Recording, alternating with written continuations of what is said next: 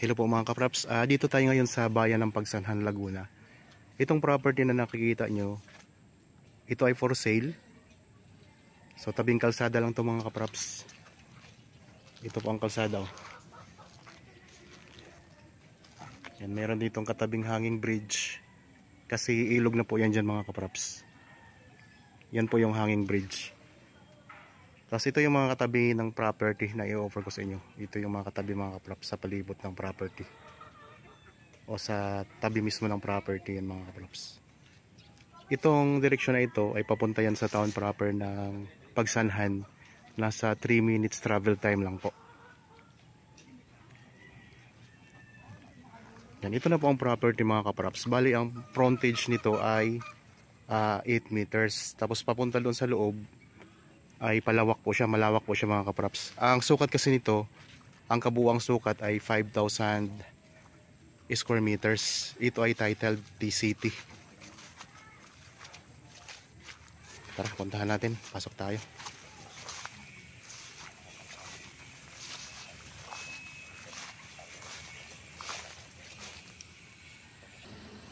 Okay, dito tayo ngayon mga kapraps sa loob ng property. Yan. So ito na yan mga kapraps.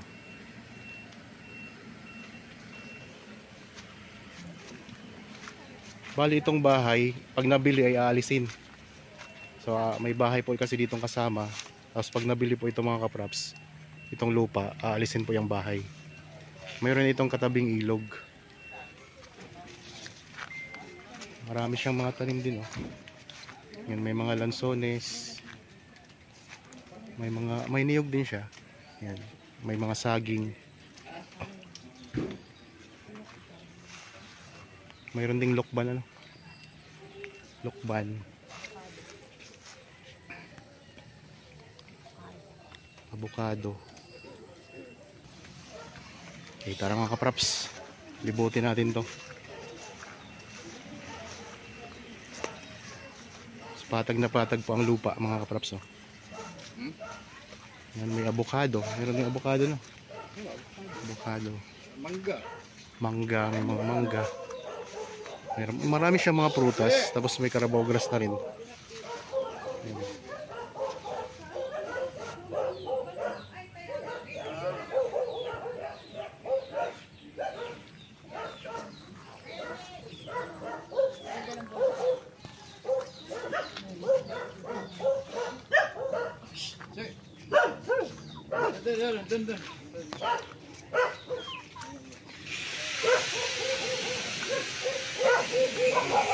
Malapit lang sa bayan pero marami siyang mga tanim din na prutas mga kapraps. Ilog.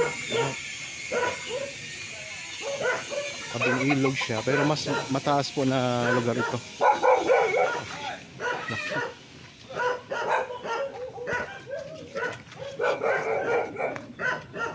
Ayan lang po ang ilog mga kapraps. Tara puntahan natin, pakita sa inyo.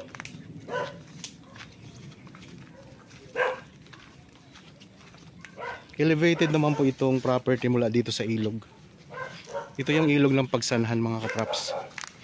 Konektado ito sa Pagsanhan Falls. Ayan. Malabo po ang tubig ngayon kasi maulan. Ulitin ko lang po ang kabuuang sukat ng property na itong ino-offer ko sa inyo, ito mga kapraps. Ito ay nasa 5,000 square meters. Title dito. Bali, mayroon itong 4 na title mga kapraps. Tabing ilog. Ito may mga tanim na kawayan sa tabi ng ilog mga kapraps. Yan. Mga saging.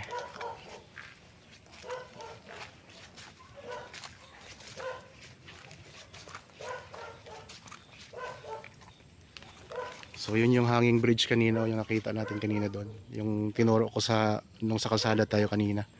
Ayun po ang hanging bridge mga kapraps. Papunta po sa ibang barangay.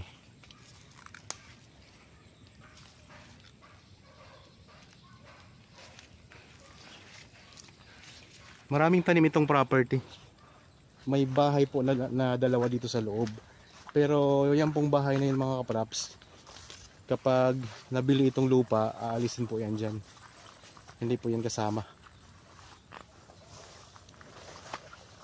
So napakalapit lang dito sa bayan. Nasa 3 to 4 minutes travel time lang.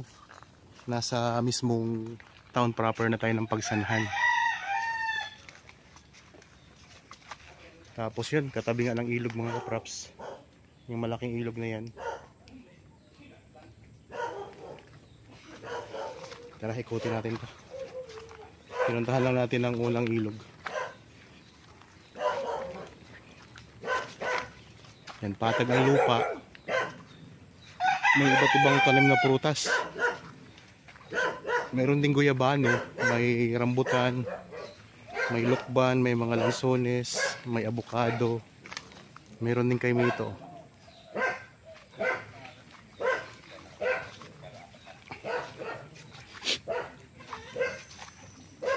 Dito may bakod na. May bakod na yan.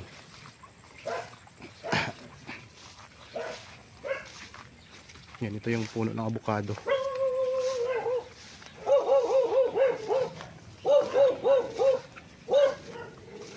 May mangga.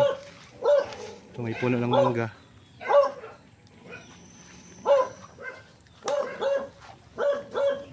So maganda to mga kapraps. Kung sakaling gusto nyong bilhin to, pwede itong i-subdivide. Tabing kalsada lang po kasi. Doon sa tabi ng kalsada, ang frontage na ay nasa 8 meters. Papasok dito sa loob. So dito sa loob ng property, malawak siya. So ito kita nyo naman po mga kapraps. Ikot ko lang ang camera. Ang bayan po ng Pagsanhan, Laguna, kilala naman natin ito sa Pagsanhan Falls mga kapraps.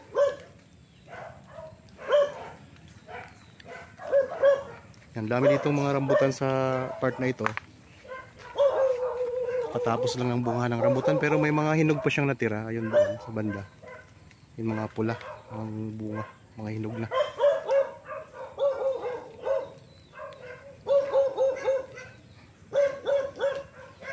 Tabing kalsada lang.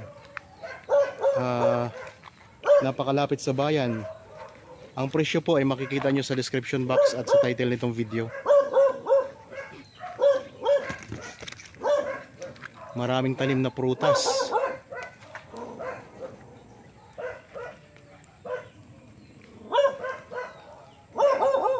Isa-isahin ko ang prutas mga kapraps na dito. So, tulad ng nabanggit ko kanina, mayroon tayo ditong puno ng avocado. Mayroong mga puno ng rambutan, marami. May mga saging. Tapos dito mga kapraps, mayroon ditong mangga. Yan, may mangga po.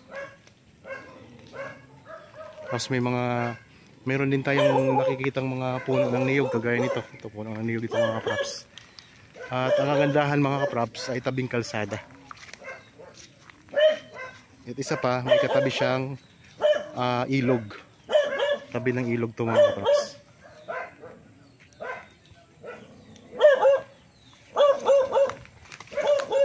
Patag ang lupa. Kung sakaling gusto nyo makita, mas maganda kasi mga kapraps kung kayo po ay titingin ng lupa, hindi lang ninyo sa video titingnan. Mas maganda po kung bisitahin nyo ng personal ang property para mas lalong makita nyo kung gaano kaganda. At tingnan natin kung kapag nakita nyo kasi ng personal, kung magugustuhan nyo po, mas maganda ang nakikita nyo talaga ng personal to. Meron ding puno ng langka. Yan, tapos may lukban. So marami siyang mga prutas, mayroon ding guyabano. So yun yung nabanggit ko kanina na dalawang bahay. Ito isang bahay, tapos ito yung pangalawa. May kaimito din pala mga kapraps.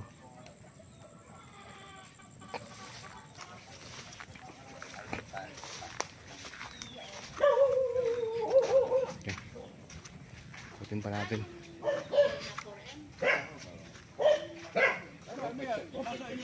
Ito may mangga din dito.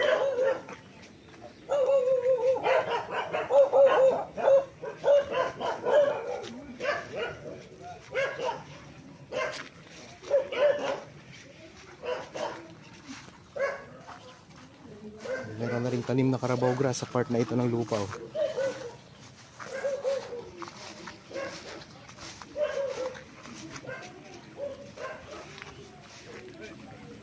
Dito mayroon tayong tanim na mangga din. Tapos lansones. Ito may lansones mga kapraps. May mga puno ng suha, lukban, may papaya.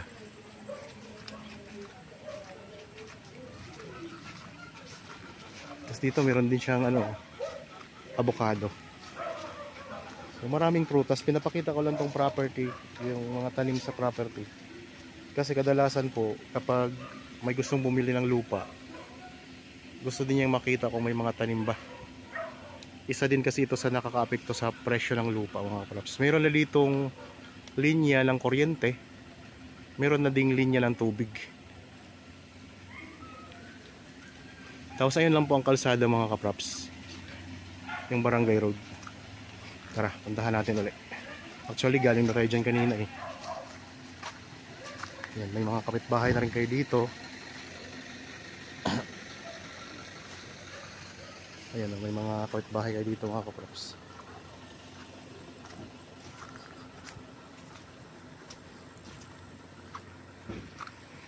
So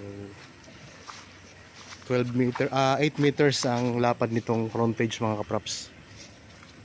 So 8 meters po yan. Mula doon hanggang dito. So 8 meters po ang lapad nito. Tapos ito yung direksyon papunta doon sa town proper.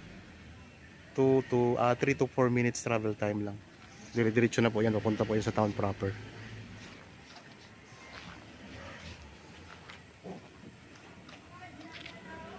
Two-way po itong kalsada mga kapraps ha. So kasya po ang dalawang magkasalubong. Tapos yun yung hanging bridge kanina, yung pinakita ko. Okay, sana po nagustuhan niyo itong property na in-offer ko sa inyo ngayon mga kapraps. Para po sa mga bago pa lang sa aking channel at napadaan lang dito sa aking channel, huwag niyo pong kalimutang mag-subscribe at pindutin na rin po ang notification bell para maging updated kayo sa mga bagong property na i-offer namin. Maraming salamat po, lagi tayong mag-iingat at God bless po sa ating lahat mga kapraps.